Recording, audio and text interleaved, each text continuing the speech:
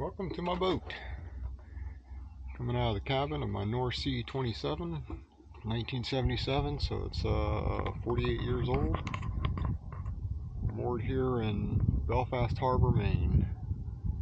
It's a pretty harbor, and I'm at the end of it because first come first serve kind of thing. People have been here for decades, and so they're way up at the top there by the almost. It's not all the way to that bridge, but probably 7/10 of a mile up there, that kind of thing. And you'll see out here this way, where I'm at the end. There's a boat over there. I don't think he's actually in the mooring field though. That's somebody on the shore there probably owns the boat, because I know I'm looking at the mooring chart. I'm the last one. But this is my little North Sea, and you see the CDs hanging. It's because birds like to come out here and poop all over it. You see my sail is all covered. Sail cover is covered with bird poop. That's not a good thing. And what can I say about her? She's I believe a tall-masted one back in the day, and got mast climbing up to the spreaders. Oh, and I bought her back in June, the early part of June, 25 here. And really, I've only sailed her once, and that was from Benjamin Harbor, or Benjamin Creek, or river, whatever it is. It's about 20 miles that direction on the other side of that island, and then up Egremont Reach. And then I've taken her to the dock once, but what I found is the person who rigged her last, or whatever, some time ago, I didn't straighten things out. I've been messing with reefing lines, because those get breezy, and the reefing lines was not set up at all. I mean, just that's it. Plus, there's no mast gate up on the mast, so this is why we have such a high stack here, because I'd have to take these off and look at them. Take the cover off.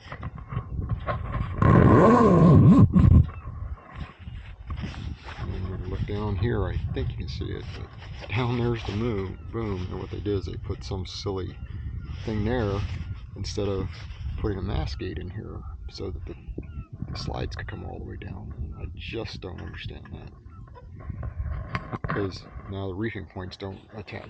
He's got cheap nylon line on there for reefing. Crazy. But and then the lines don't fairly go into the blocks and turning blocks and all this jazz, and then up there it goes through where the chart plotter is supposed to be. Just a lot of stuff like that. And the Genoa track, it's nice. What is nice, I should say, is it's got a nice Genoa track going back here, and I think we must have had a spinnaker at one time, because I see turning blocks at the very back. There's not one on that side. The block is missing, but the car is there. And so yeah, that would be kind of cool.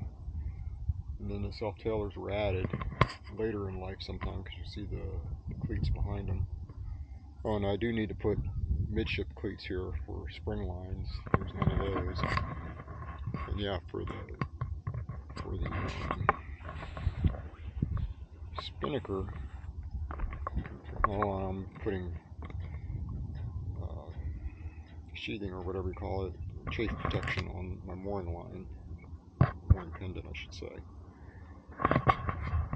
Let's see. I don't know if I can see it from here or not. There is a block up there, and then there's a line that comes down in front of supposedly in front of the Jenny. So I think he ran a spinnaker, which is cool. I want to get a spinnaker at some point. Even a cruising boat can use a spinnaker. And she has a little one-cylinder diesel. Oh yeah, here we got external tiller, which I love. I gotta do some work on that because it hangs a little low and hits the cabin edge or the hatch edge there. If you try to swing it at a low position, it doesn't keep it up. And there's a little dinghy I had built, wooden dinghy to get out here. I row ashore right over there where you can see those dinghies and kayaks and stuff. That nice fellow or whoever in that White House kind of above gives permission for people to leave their boats there. It's great. And then we have a public access over there.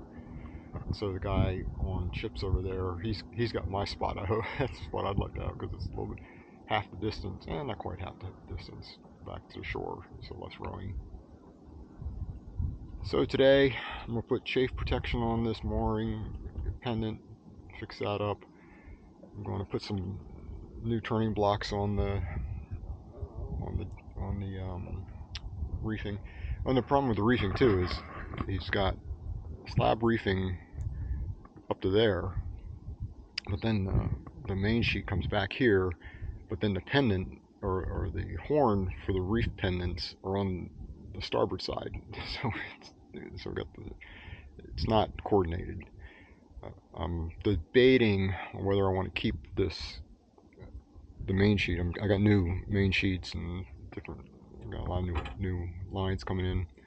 Whether to keep it coming back to the cockpit, because I don't want to bring the reefing line back necessarily, because that puts a lot of friction in the system. So I don't know right now what I'm going to do with that. But if I bring it back, I have to change this chart plotter location. I just don't know how that happened. That's crazy, because even if you try to run it through the outside turning block down there, the cheek block there that's laying flat, then it doesn't come through. Then you put the turning block up the mast backwards, so it doesn't guide the rope in properly. So I've got to either change its location. I think what I'm going to go is with spring mount, spring self-standing ones. That way they kind of adjust automatically. Get some Harkin carbo blocks, and then maybe still use the turning, but again, I'm not quite sure what to do up here. Oh well, it'll be all puzzled out. Oh, and then he has a storm sail halyard or stay up here, but I'm not sure how.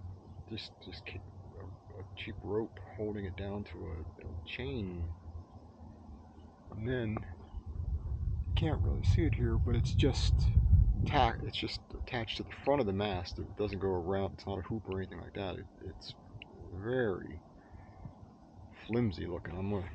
And then where it's at up there, there's also no running back stay or anything to give it support up there. So I don't know if that seems kind of iffy. I'll have to study that more. I've never had an inner stay on a boat, so I'm not real familiar with how they go. But I got to change the lifelines.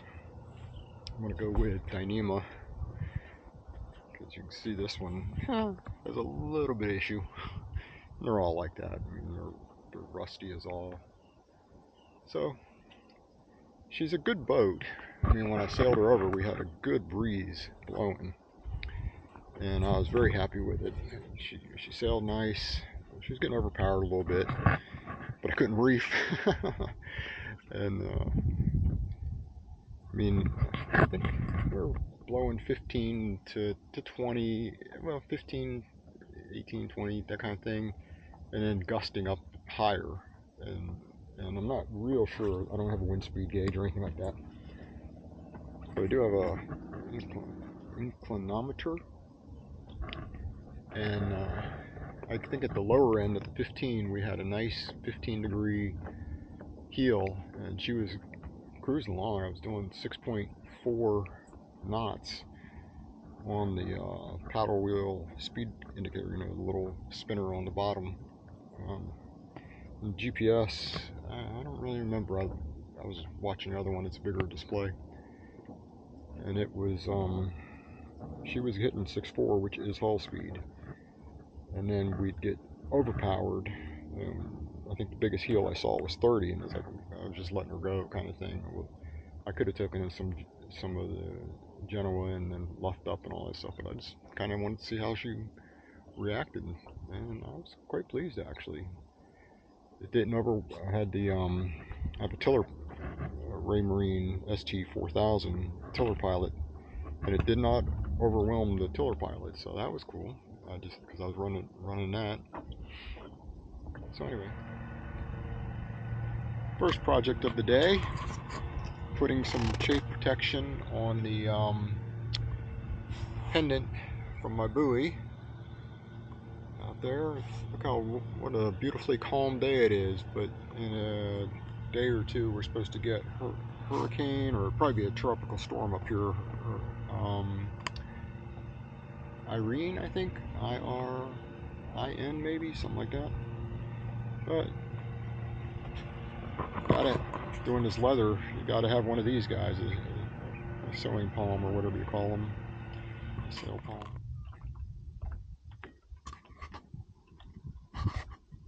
Next project today is to work on the reefing lines a little bit, make a little more progress. These are new lines, the red and black. The black one I had from my days of sailing on Flying Scot or Wayfarer. And these blocks, I've got to put some extra things in here to hold them, and all that. This is a old Harkin, or yeah, it is a Harkin block I had, because he had two tiny blocks on here. I mean, you might be able to spit 6mm through it. That was a tiny old Ronstand blocks.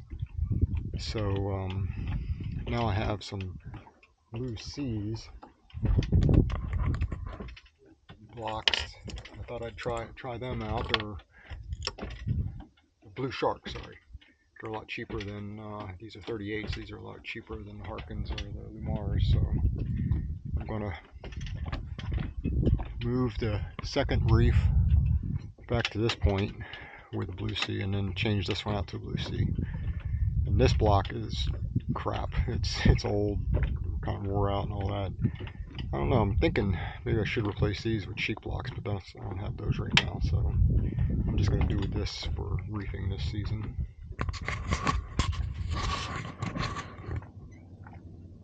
Where the first reef point lands, since there is no gate here, and somebody uses this cheap piece here to stop the slides. So the upper slide, there's no way that'll get on the thing, so they put this cheap piece of nylon here. It's not very good. So I need to get a gate here, because this one will come all the way down here. This one would probably be about here when I could get it on, and when I reef it back up, it'll be up in there, so tension on it won't be too bad. But same thing happens with the second reef and the third reef. A lot of these, and they're all using this stuff. If anything, I'd use Dyneema, but this is, I don't know. I got the feeling this was never used for. Whoa! Somebody went zooming by. I heard them, but I wasn't paying attention. My little dink is doing okay. And the last thing for today is putting on the three bottom telltales. The upper one is faded, but it's still in pretty good shape actually, so I didn't replace that one. The other three were sticking, hanging up all the time because they were so frayed and everything. It's kind of a pain, the sail material to stick. This is a heavy sail. Now, one last thing I have to do today is put an alternator belt on the alternator. I took it off the other day because it's cracked. It's an old motor. It's a one-cylinder Yamaha SB8, I think.